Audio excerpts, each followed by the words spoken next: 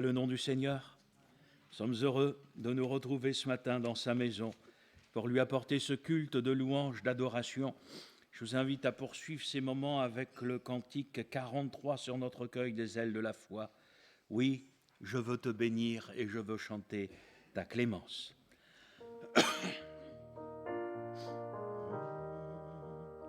Oui, je veux te bénir et chanter ta clémence.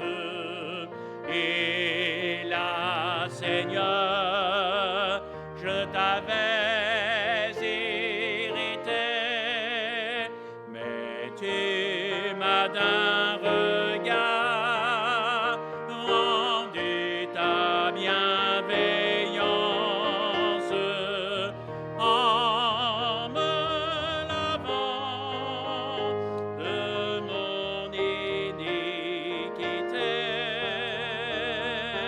en me lavant de mon iniquité. Le Dieu fort est ma paix, il est ma délivrance de mon esprit. Il bannit la frayeur. Je veux donc en lui seul mettre ma confiance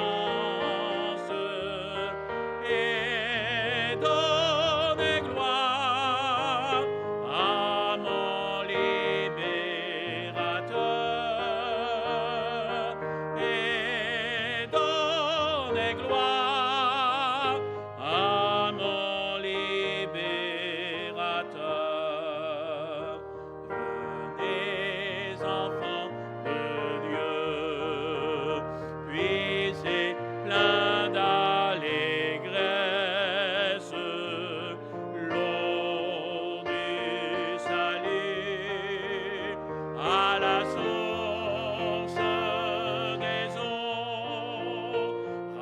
Racontez les bienfaits, proclamez la promesse de l'Éternel qui guérit tous vos maux, de l'Éternel qui guérit tous vos maux. Nous te célébrerons, Seigneur, dans nos cantiques, nous qui savons jusqu'où va ton amour. Tu fais pour tes enfants des choses magnifiques. Nous bénirons ton saint nom chaque jour. Nous bénirons ton saint nom chaque jour. Gloire au Dieu trois fois saint, que l'Église révère. Oui, gloire au Père,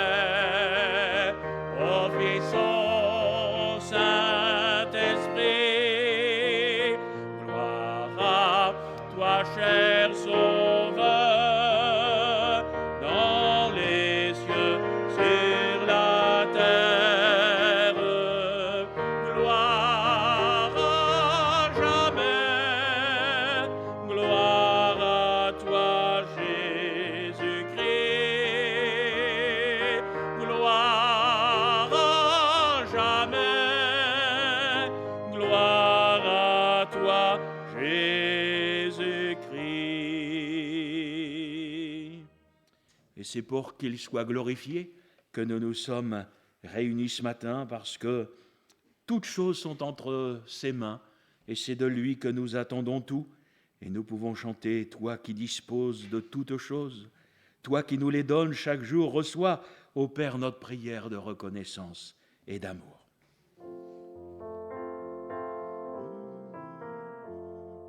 Toi qui disposes de toutes choses et nous les donnes chaque jour, reçois, ô Père, notre prière de reconnaissance et d'amour. Le don suprême que ta main sème, c'est notre pardon, c'est ta paix et ta clémence, trésor immense est le plus grand de tes bienfaits, que par ta grâce l'instant qui passe serve à nous rapprocher de toi, et qu'à chaque heure vers ta demeure nos cœurs s'élèvent par la foi. Béni soit le nom du Seigneur, bienvenue à tous dans cette maison de prière, qu'encore ce matin, le Seigneur fasse du bien à nos cœurs, à nos âmes, et que nous puissions lui apporter la louange et l'adoration qui lui sont dues. J'aimerais poursuivre avec vous avec le chant du cantique 323. Bénissons le Seigneur pour l'œuvre de la croix, l'œuvre du sang précieux de Jésus qui nous a lavés, qui nous a purifiés de tous nos péchés et qui nous amène ce matin à pouvoir nous présenter non avec nos œuvres, mais avec les œuvres du Seigneur, avec la justice de Dieu, puisque nous avons été justifiés par son sang. On chante ensemble: Seigneur, à ton regard de flamme.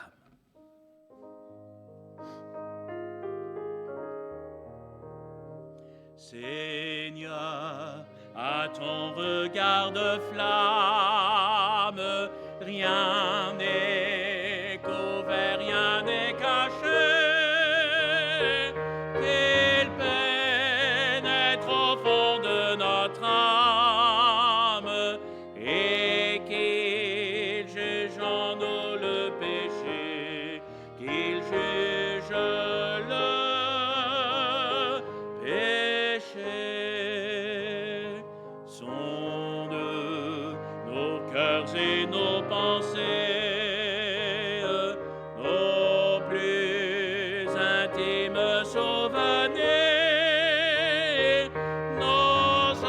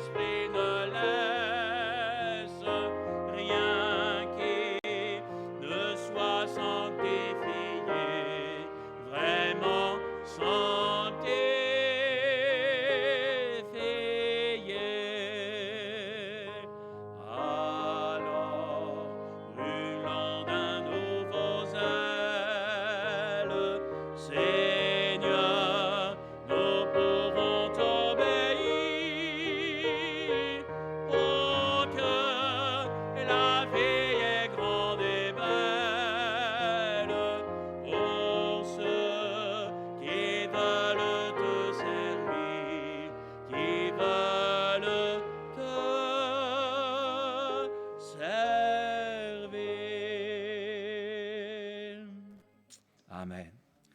Et avant, ensemble, de partager la Sainte Seine et d'avoir notre moment de louange, j'aimerais chanter avec vous la croix de Jésus, avec ce cantique 110, Jésus, mon Sauveur, à l'ombre de ta croix, j'ai trouvé le repos du cœur. Gloire à toi, Roi des rois.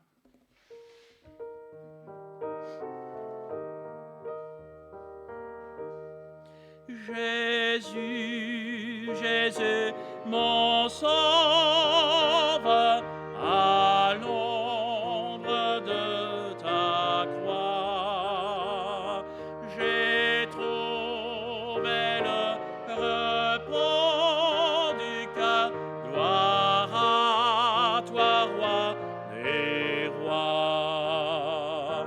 Une retraite dans l'orage, un refuge assuré. Pour moi, pécheur, quel don partage. Là, je t'ai contemplé. Jésus, Jésus, mon Sauveur, à l'ombre de ta croix, devant ton immense douleur, je t'adore et je crois. Là, mes ténèbres sont lumière, et mon fardeau n'est plus humble à tes pieds dans la poussière. Tiens-moi toujours, Jésus. Jésus, Jésus, mon Sauveur, à l'ombre de ta croix, exauce le cri de mon cœur, entends ma faible voix. Donne-moi ton obéissance, ton support, ton amour, céleste agneau, ton endurance, jusqu'à mon dernier jour. Amen. Pourquoi est-ce que les prédicateurs insistent tant sur la nécessité de lire la parole de Dieu? Pourquoi est-ce si important? J'aimerais que nous puissions nous retrouver ce matin dans Jean chapitre 1er, verset 1er.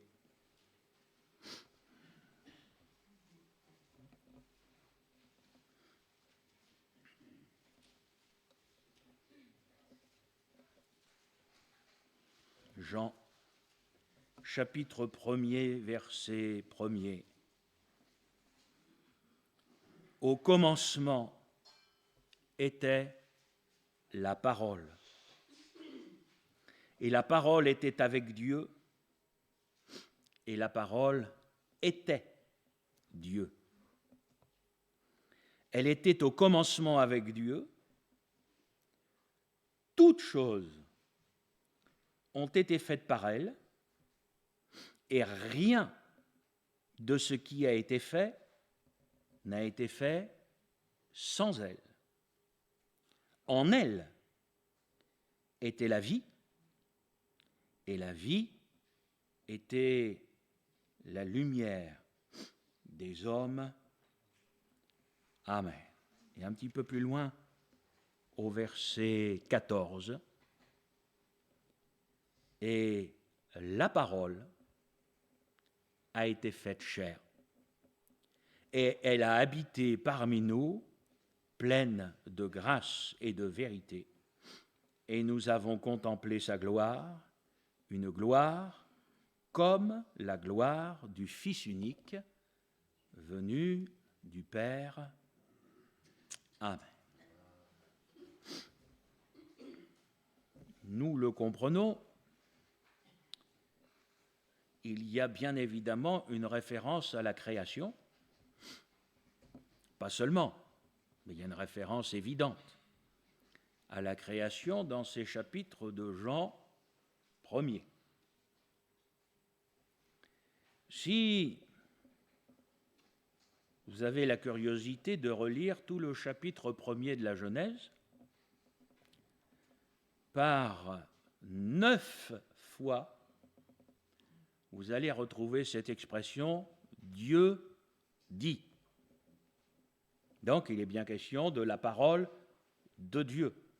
Donc, vous lisez Jean qui vous dit « Au commencement était la parole », et quand vous revenez au commencement dans le livre de la Genèse, et je ne vous parle que du chapitre 1er, parce que si vous avez la curiosité, bien sûr, vous pouvez aller plus loin, mais par 9 fois, il y a cette expression « Dieu dit ». Ce que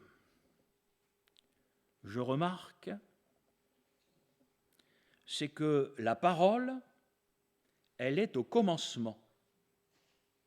Et elle est au commencement de tout. Non seulement de la création de ce monde qui a été créé par la parole de Dieu, c'est ce que nous, les chrétiens, nous croyons. Dites-moi un amen. Parce que vous savez, il y a tellement de choses qui circulent. Mais nous croyons ce que la Bible dit. Tout a été fait par la parole. Rien n'a été fait sans la parole. C'est elle qui est la vie. C'est elle qui est la lumière. Donc pourquoi est-ce que nous insistons autant sur la place de la parole, sur la nécessité de lire et de méditer la parole? C'est que nous voyons bien qu'elle doit avoir la première de toutes les places dans nos cœurs, dans nos vies, dans la vie de l'Église, dans les rassemblements de l'Église. Il doit y avoir toujours la première des places, la place la plus importante, consacrée à la parole de Dieu. Pourquoi ? Parce que tout vient d'elle. Tout vient de la parole. Et la parole de Dieu, nous l'avons lu dans Jean chapitre 1er, verset 14, elle s'est incarnée dans la personne de Jésus. Il est la vie. Je suis le chemin, la vérité et la vie. Et quand vous prenez les versets qui parlent de la parole, il nous a dit « En elle est la vie » à l'image de Jésus. Jésus a dit « Je suis la lumière du monde ». Et cette parole, elle est la lumière à l'image de Jésus. Il est venu habiter parmi nous comme la parole nous a été donnée à travers lui, elle s'est incarnée en lui. Et ce que je remarque, et qui malheureusement ne doit plus être aujourd'hui dans l'esprit de bien des prédicateurs, c'est qu'il est écrit que non seulement la parole était avec Dieu, mais il est écrit aussi la parole était Dieu. Et nous avons pour habitude, avec la Bible, de dire que Dieu ne change pas. Et donc, puisque la parole est Dieu, la parole ne change pas. Il n'y a pas, c'est pas vrai, une parole moderne, une parole pour aujourd'hui qui serait différente de celle d'hier. Écoutez ce que je vais vous dire. Tout ce qui est écrit est Dieu. Donc, est-ce que je peux enlever quelque chose qui est Dieu? Je comprends pourquoi Jésus a dit qu'il ne fallait pas toucher à la parole, mais pas la moindre des choses, pas un trait de lettre, un iota, vous connaissez l'expression. Il ne faut surtout pas y toucher.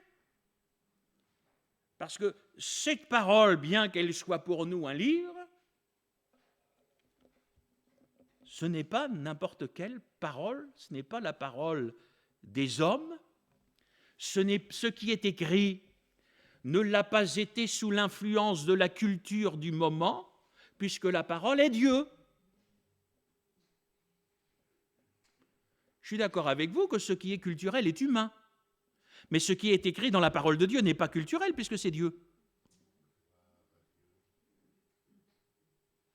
Combien aujourd'hui de prédicateurs vont prendre tel texte et vous dire « Ah oui, mes frères, ça c'était pour l'époque. » Mais ce qui était Dieu pour l'époque est Dieu pour nous aujourd'hui. On ne peut pas changer Dieu, parce que Dieu ne change pas. Et c'est pourquoi cette parole, elle est éternelle. Parce que Dieu est éternel. Ni commencement, ni fin. Pour nous, chrétiens, pour toi, mon frère, pour toi, ma sœur, puisque cette parole est Dieu, incarné même dans la personne de Jésus, dans cette parole, tu as tout ce dont tu as besoin. Et tu n'as besoin de rien d'autre que cette parole. Puisque cette parole, elle est Dieu. Et que Jésus est cette parole incarnée. Et quand les gens voyaient Jésus, j'ai envie de vous dire, bien sûr, ils n'avaient pas le Nouveau Testament, mais comprenez ma pensée, ils voyaient ce qui est écrit aujourd'hui pour nous.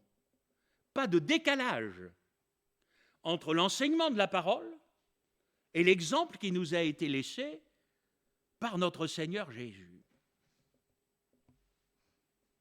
Je comprends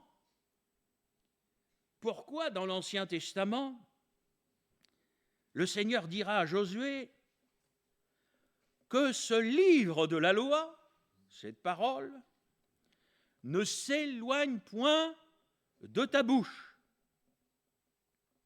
Médite-le jour et nuit pour agir fidèlement selon tout ce qui est écrit. Et alors, eh bien, tu auras du succès dans tes entreprises. Et alors, tu réussiras. Agir fidèlement dans tout ce qui est écrit. Et nous avons souvent bien du mal à réaliser la puissance de cette parole. Elle est source de vie. Elle est source de salut. Elle est source de guérison. Elle est source de délivrance. Elle restaure l'âme. Elle nous dirige, nous conduit. Elle nourrit notre âme. Cette parole, quelle place a-t-elle dans ta vie? Elle devrait être au centre. Elle devrait, mon frère, ma sœur, dans ta vie, tenir la place la plus importante. Cette parole, est-ce que tu aimes le Seigneur? Jésus dira, Jésus, celui qui m'aime, ce n'est pas celui qui le dit avec sa bouche, c'est celui qui garde mes commandements ou qui garde ma parole. Donc, quelle place cette parole a-t-elle dans ta vie? Tu ne peux pas dire que tu aimes Dieu si tu n'aimes pas sa parole. Tu ne peux pas même prétendre que le Seigneur aurait la première place dans ta vie si sa parole n'a pas la première place dans ta vie.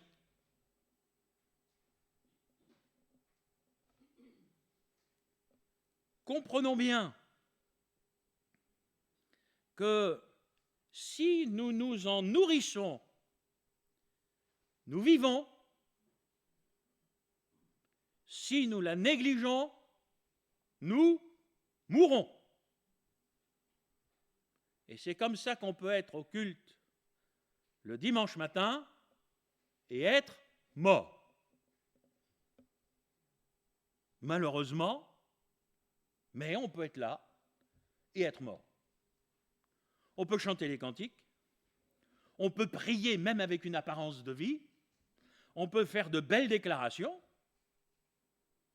mais la réalité, c'est pas tant le côté visible dans l'Église, c'est quand tu vas être rentré chez toi, dans ton quotidien, dans ta vie de tous les jours, mais pas seulement, j'ai envie de dire, pas seulement dans la lecture.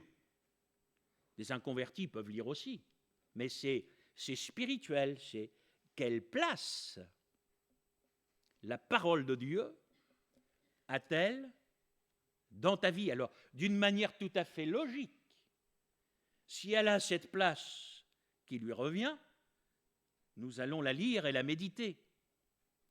Mais je dirais même que ça ne suffit pas. C'est vraiment le côté spirituel de la parole de Dieu. Frères et sœurs, on peut même lire la Bible religieusement et après l'avoir refermée, avoir le sentiment du devoir accompli. Je suis un bon chrétien, j'ai lu ma Bible. Parfois, vous en avez qui pensent avoir lu leur Bible, mais ils n'ont pas lu leur Bible. Ils ont lu le feuillet du calendrier. Mais lire le feuillet du calendrier, ce n'est pas lire sa Bible. Il y en a d'autres, ils vont lire Spurgeon, enfin, les trésors de la foi, Manne du matin. Ils vont lire John Alexander, Tout pour qu'il règne, ça. J'ai absolument rien contre toutes ces séries de méditation qui sont excellentes. Mais si vous lisez ça sur votre table de chevet, je vais imaginer, vous allez avoir les trésors de la foi, puis à côté, vous allez avoir votre Bible. Mais si vous ouvrez les trésors de la foi, ça veut dire que votre Bible, vous ne l'avez pas ouverte. Et c'est plus important de lire sa Bible que tout ce qu'il peut y avoir à côté.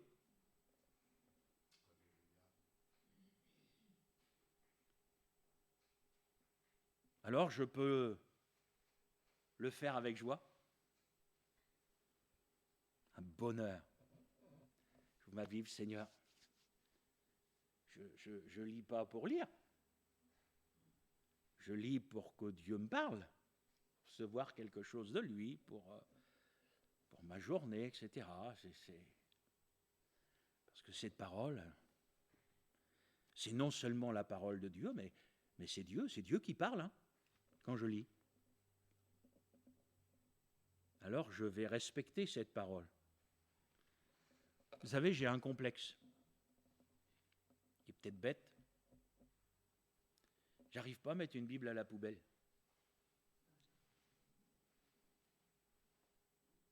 Il y en a des fois, vous savez, on en a eu dans l'église, la librairie, ailleurs et tout. Elles sont dans un état, mes amis, elles sont toutes déchirées, tout ça. Alors, vous savez, il y a une logique, on dit, on pourrait la donner à quelqu'un, mais je ne vais pas donner une Bible qui est toute déchirée, quoi. Je veux dire, il manque des pages, des choses comme ça. Et en même temps, de l'autre côté, n'importe quel vieux bouquin, je vous promets qu'il partirait, j'en ferai du feu, mais certains diront c'est psychologique peut-être, mais la Bible, je ne peux pas. J'ai trop de respect pour la parole de Dieu. Des fois, je me dis, on a entendu des témoignages de gens qui se sont convertis en ramassant un prospectus dans une poubelle. La Bible, c'est pas un prospectus, hein. Ou alors c'est le plus beau de tous les prospectus, dites-le comme vous voulez, mais quand même, frères et sœurs. Mon frère, ma sœur, la parole de Dieu, elle est au centre de toute vie chrétienne authentique. Elle est au centre de toute réunion, de tout rassemblement. C'est pourquoi je suis profondément malheureux. Alors, dimanche dernier, je vous ai prêché sur les cantiques, sur la musique, en vous disant, avec raison, bibliquement parlant, que c'est important de chanter. Mais ça ne remplacera jamais la parole de Dieu. Alors, mon frère, ma sœur, cette parole, sa prédication, nous ne devons pas jamais, sous aucun motif, la remplacer par quoi que ce soit d'autre, parce qu'il n'y a rien qui soit plus important que la parole de Dieu. Et si dans un rassemblement chrétien, la parole n'est pas là, ça veut dire que Dieu n'est pas là.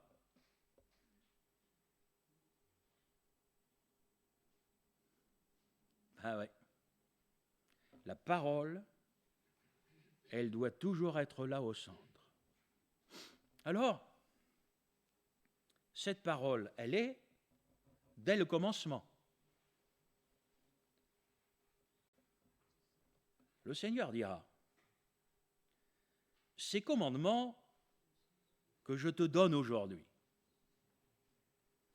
ils seront, premièrement, dans ton cœur. Ensuite, tu les inculqueras à tes enfants quand tu seras dans ta maison, quand tu iras en voyage, quand tu te coucheras et quand tu te lèveras. Deutéronome, chapitre 6, versets 6 et 7. Donc, dans un foyer chrétien, la parole est au centre et elle est enseignée, inculquée aux enfants, à nos enfants. Et ta responsabilité, mon frère, ma sœur, le jour où le Seigneur te donne la grâce de voir un enfant naître dans ton foyer, c'est de l'éduquer dans les voies du Seigneur. Le Seigneur ne fera pas ce qu'il t'a demandé de faire à toi. Les classes d'instruction biblique de l'Église ne sont pas là pour remplacer ce que le Seigneur a demandé aux parents de faire à la maison. Et c'est aux parents d'éduquer leurs enfants, pas en leur donnant une bonne éducation. J'ai envie de vous dire, parfois vous avez des foyers d'inconvertis qui élèvent mieux leurs enfants que certains chrétiens. Ne me regardez pas comme ça, je le pense. Il y a même des fois, j'en vois certains, je me dis, toi tu as de la chance de ne pas être né chez moi parce que tu aurais appris à voler. Ah, je vous promets que des fois ça me démange. Hein. La loi a beau dire qu'on n'a plus le droit de donner une fessée, je peux vous dire qu'est-ce que ça fait comme bien dans l'éducation. Tant pis si je vais en prison parce que j'ai dit ça. On n'est pas mort, hein. Pourtant, moi j'en ai pris quelques-unes. Elles n'étaient pas volées. Et on est là aujourd'hui. Nous sommes arrivés aujourd'hui dans l'ère de l'enfant roi. On ne peut rien lui dire, ce petit chéri, cette petite chérie peut faire tout et n'importe quoi. Il faudrait attendre patiemment qu'il soit grand. J'ai entendu quelqu'un proche de dire, s'il y a 2 ans, quelqu'un ne sait pas qui commande à la maison, eh bien je plains les parents quand il sera adolescent. Aujourd'hui, vous avez des parents qui pleurent, c'est de leur faute. Je n'ai pas peur de le dire, c'est de leur faute. Parce qu'ils n'ont pas su éduquer leurs enfants. Mais la bonne éducation n'a rien à voir avec le fait d'inculquer la parole de Dieu. C'est autre chose. C'est prendre du temps avec ses enfants pour leur parler du Seigneur, pour prier avec eux le soir, pour lire la Bible avec eux le soir, ça s'apprend.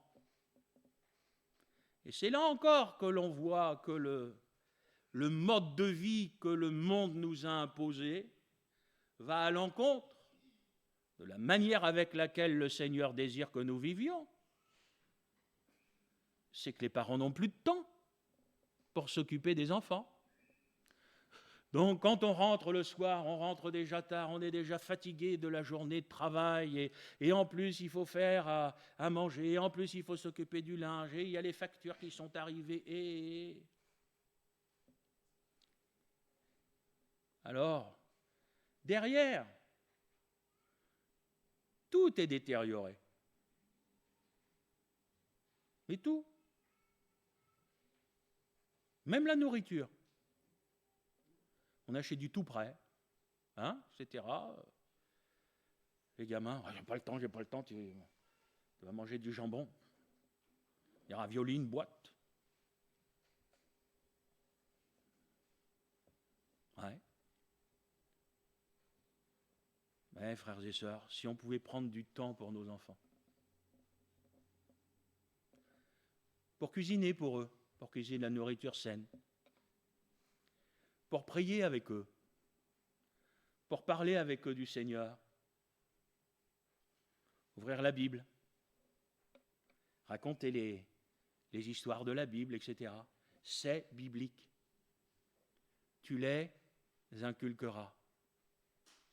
Moi, je n'ai pas peur de dire aujourd'hui, je suis très inquiet pour nos enfants, qui sont plus éduqués par le monde que par le Seigneur. Vous pourriez parler avec les moniteurs, les monitrices des classes d'instruction biblique. Vous allez trouver des enfants qui connaissent très bien leur Bible, qui connaissent les histoires de la Bible, etc. Vous vous rendez compte que là, il y a eu un travail qui a été fait à la maison. Et ce n'est pas un jugement que je porte, mais il y a des choses, il faut les dire, frères et sœurs. Vous en avez d'autres, c'est une vraie catastrophe. Et vous vous rendez compte qu'il y a des foyers chrétiens où il n'y a aucune éducation spirituelle. Mais rien de chez rien. Pour moi, c'est comme un arbre qui pousse sans tuteur. Quand il sera adulte, ce sera le grand n'importe quoi. Ça partira dans tous les sens, et la Bible dit, ce qui a été courbé, qui pourra le redresser? Frères et sœurs, les enfants, il faut les prendre quand ils sont petits. C'est biblique. Après, il faut s'occuper des jeunes. Ben oui. Alors, Psaume 119, verset 9, comment le jeune homme rendra-t-il pur son sentier? En se dirigeant d'après ta parole. Donc les jeunes, faut leur enseigner la parole. C'est sûr que si vous leur dites on va faire des jeux, on va faire des machins et tout, ce sont des jeunes. Alors là, pas de problème, ils seront tous derrière vous. Mais ça, c'est profondément secondaire. Ce qu'il faut, c'est les enseigner dans la parole de Dieu. Et l'Église, elle est là pour les enseigner dans la parole de Dieu, pas pour organiser leurs loisirs. Hein. La parole, au centre. Après, pour chacun de nous, Psaume 119, verset 11, « Je serre ta parole dans mon cœur, afin de ne pas pécher contre toi. » C'est la vie du chrétien, avec cette parole au centre, cette parole que l'on aime, cette parole que l'on lit, que l'on médite, que l'on vient écouter lorsqu'elle nous est annoncée, lorsqu'elle est prêchée, parce que cette parole, nous l'aimons et nous la serrons sur notre cœur, pas religieusement. Si vous voulez prendre un texte de la parole de Dieu qui parle de la parole, lisez le psaume 119. Il est peut-être long, mais alors, il est d'une richesse. Je me réjouis en suivant tes préceptes. Je fais mes délices de tes statuts. C'est pas seulement j'aime ta parole, hein, c'est je fais mes délices de tes statuts. Alors, conscient de l'importance de cette parole dans la vie de chacun de nous,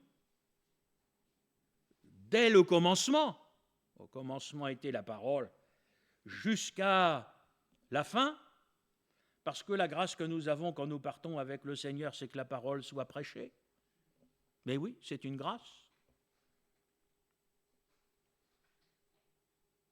Cette parole, elle a besoin d'être prêchée dans tout ce qu'elle enseigne, dans tout ce qui est écrit. Acte 20, verset 27, Paul pouvait dire « Je vous ai annoncé tout le conseil de Dieu sans en rien cacher. » Et ça, frères et sœurs, c'est important. Sans rien cacher. Parce que, voyez-vous, on peut préparer une prédication que les chrétiens vont qualifier de bonne prédication, mais en se disant, bon, sur ce sujet, je vais quand même éviter de lire ce verset-là. Parce que si je me mets à prêcher là-dessus, ça va créer des polémiques, il y aura des pour, il y aura des contre, il y a des gens, ça va remettre en question. Donc, comme aujourd'hui, c'est comme dans la politique, il ne faut pas de vagues, vous savez, Donc, il y a des choses, on ne dit pas, il faut être assez soft, assez consensuel, et quand vous sortez du culte, les chrétiens vous disent « Frère, quelle bonne prédication ce matin. Elle est surtout bonne parce qu'elle ne m'a pas remis en question. » Je vous ai tout dit. Je vous ai tout prêché, sans rien vous cacher. Les conseils concernant la prédication de Paul à Timothée, il lui dira « Prêche la parole. Insiste en toute occasion, favorable ou non. Tu ne t'occupes pas du contexte, tu prêches. Et quand tu prêches, reprends ton auditoire. même si ça ne te fera pas que des amis. Censure. Ose dire non. Ose dire qu'il y a des choses qu'on ne devrait jamais voir dans la vie d'un chrétien. Ose dire qu'il y a des choses qu'on ne devrait jamais voir dans l'Église. Prêche. Exhorte, mais fais attention à la manière avec laquelle tu vas dire les choses. Fais-le, mais avec de la douceur. Et fais-le dans le but d'instruire les gens. Pas de les casser. De les prendre comme ils sont avec l'aide et la grâce de Dieu, de les emmener un petit peu plus loin. Je vous remercie de dire Amen. Parce que Paul dira également, et alors là, que dire aujourd'hui? Il viendra un temps où les hommes ne supporteront pas la saine doctrine. Mais ils auront la démangeaison d'entendre des choses agréables. Ils se donneront une foule de docteurs selon leurs propres désirs, détourneront l'oreille de la vérité et se tourneront vers les fables. J'ai à la maison une Bible, où dans la colonne de gauche, vous avez le texte en français, et dans la colonne de droite, enfin, ce n'est pas la Bible, c'est le Nouveau Testament, vous avez le texte original en grec. Donc, c'est mot par mot que c'est traduit.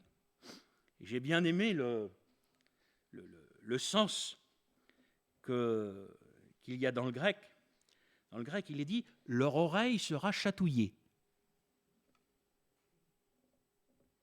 Ce n'est pas seulement dire des choses agréables. Leur oreille sera chatouillée. Quand il est dit « ils se donneront une foule de docteurs », le texte grec dit « ils se regrouperont autour de maîtres ». Donc vous avez bien un maître avec des disciples. Hein. Eh ouais. Et quand il est question des fables, alors là on se dit « Seigneur », parce que ce sont des prédicateurs, ils leur diront des récits mensongers. Ils prêcheront de fausses allégations. Alors, moi, la parole est vérité. Donc, un prédicateur devrait prêcher la vérité. Et là, la parole de Dieu dit, ils vont prêcher des mensonges. Donc, quelque part, vous allez avoir quelqu'un qui va vous dire, c'est écrit, mais c'est pas écrit. Ben, j'ai envie de vous dire, quand vous entendez quelqu'un comme ça, vous ne l'écoutez pas. Parce que soit c'est écrit, soit c'est pas écrit, mais si c'est écrit, on n'y touche pas. Parce que tout ce qui est écrit vient de Dieu. Tout ce qui est écrit, tout est utile. Autrement, ce ne serait pas dans la parole de Dieu. C'est aussi simple que cela. Mais mon frère, ma soeur, et je vais terminer par ce point, mais cette parole, pour être prêchée, ça va nécessiter des prédicateurs. S'il n'y a pas de prédicateur, qui va prêcher? Dites-moi. Alors, c'est ce que Paul dira aux Romains, Romains 10, verset 14. Comment entendront-ils parler s'il n'y a personne qui prêche? Et comment y aura-t-il des prédicateurs s'ils ne sont pas envoyés? Mais des prédicateurs de la vérité, pas des chansonniers, pas de ceux qui annoncent des fables,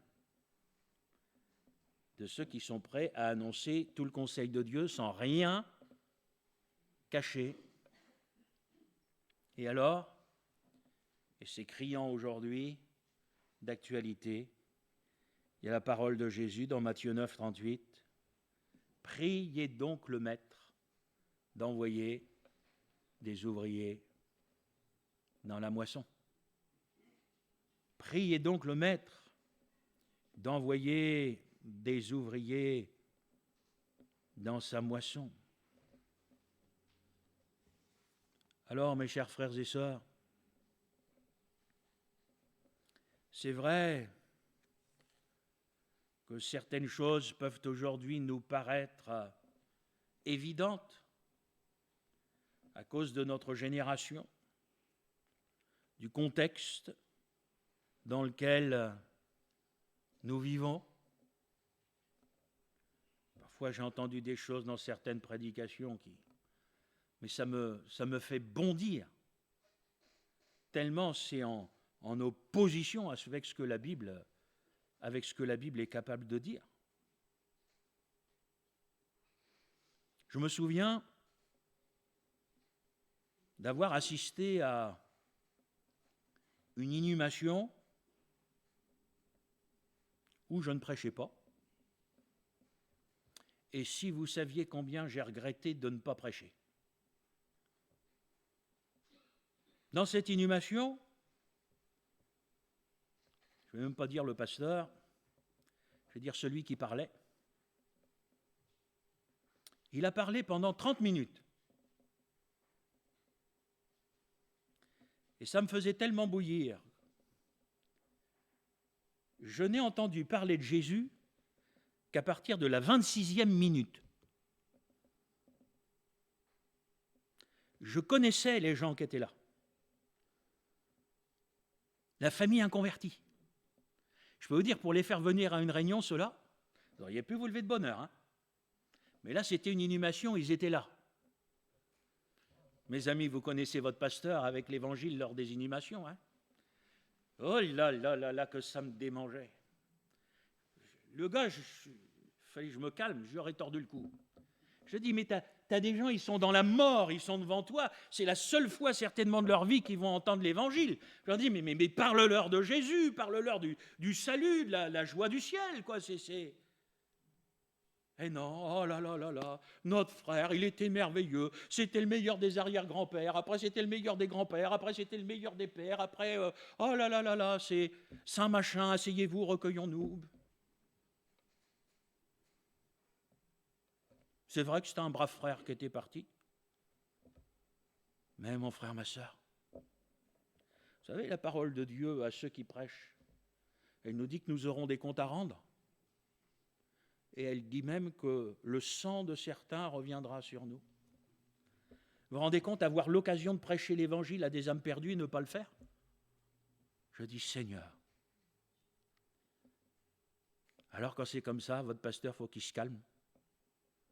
S'y calmer.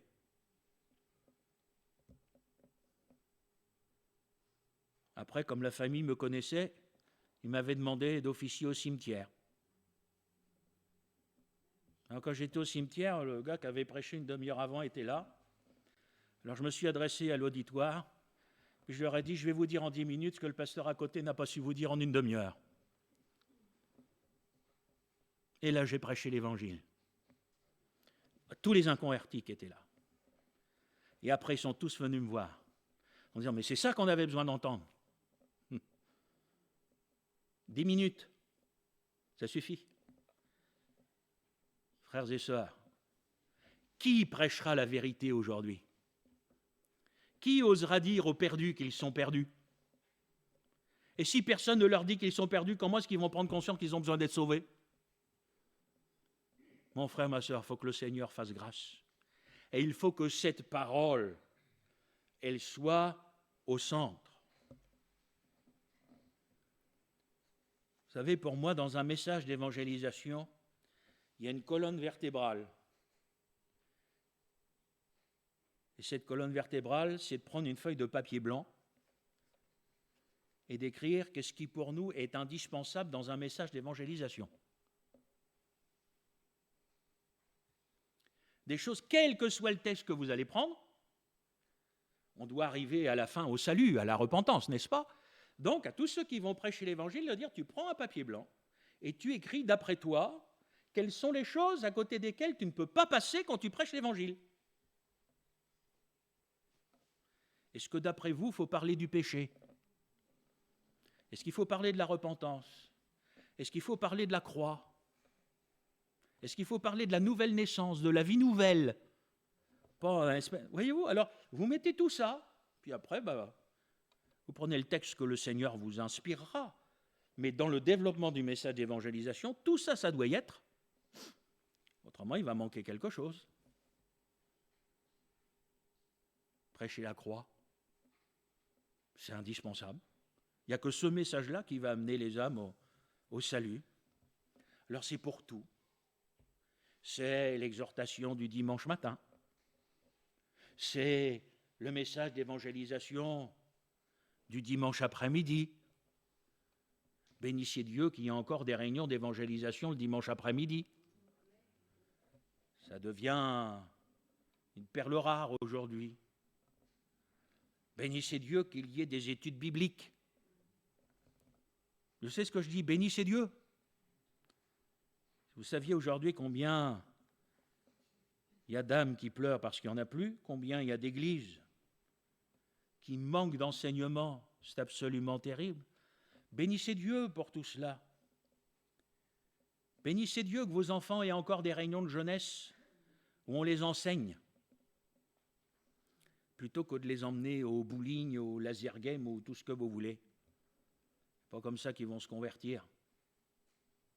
Bénissez Dieu qu'on se fatigue à faire des colonies de vacances, des camps de jeunesse.